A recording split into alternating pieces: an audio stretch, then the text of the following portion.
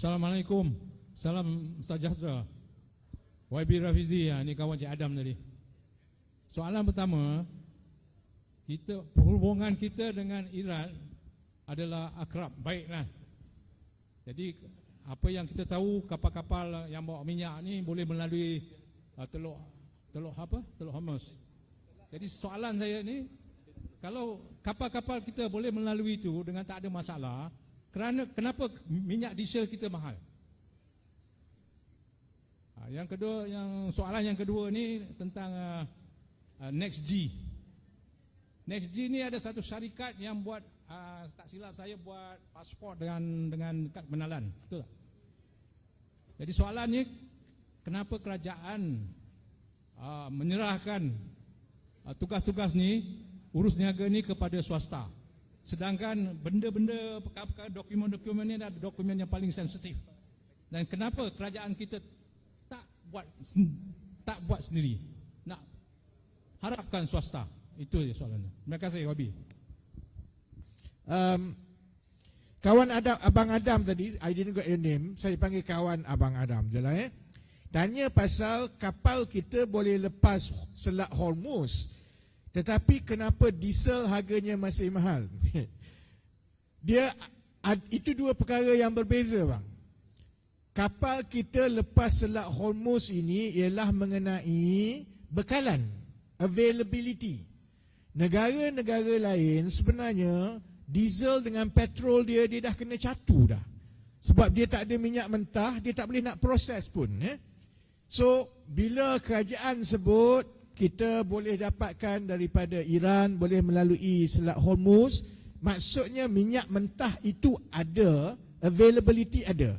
Tapi yang kita bayar tetap harga pasaran. Malah kita bayar lebih mahal. Sebab bila kita nak bawa dia daripada Iran lalu Selat Hormuz, dalam keadaan perang, insurance is higher, semua is higher, kan? Jadi bila bahan mentah itu memang datang dah mahal, bila kita proses pula sebagai diesel, memang dia mahal, bang. Tambah pula, harga rujukan kita ialah harga rujukan serantau, iaitu means of plat Singapore.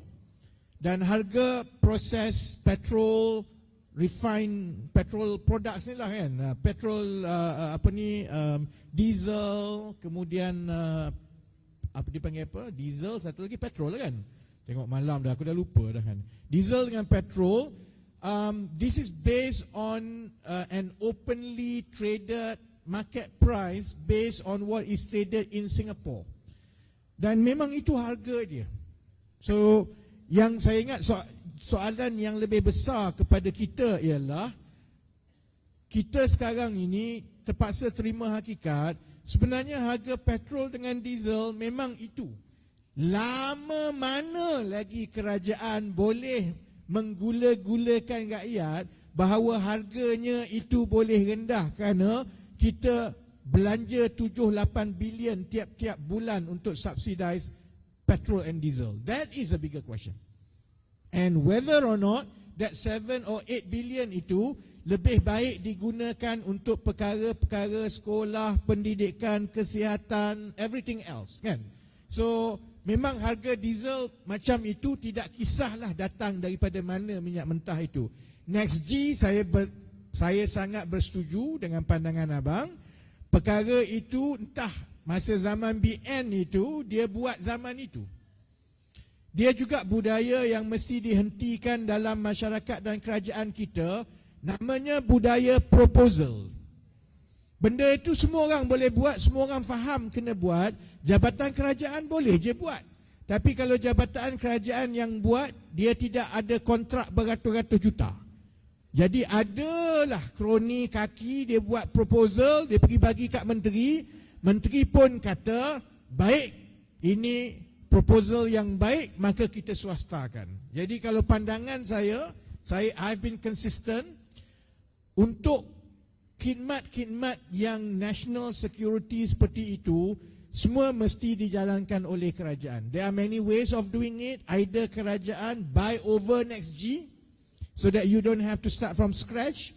Mesin, teknologi daripada Germany semua tu dah ada.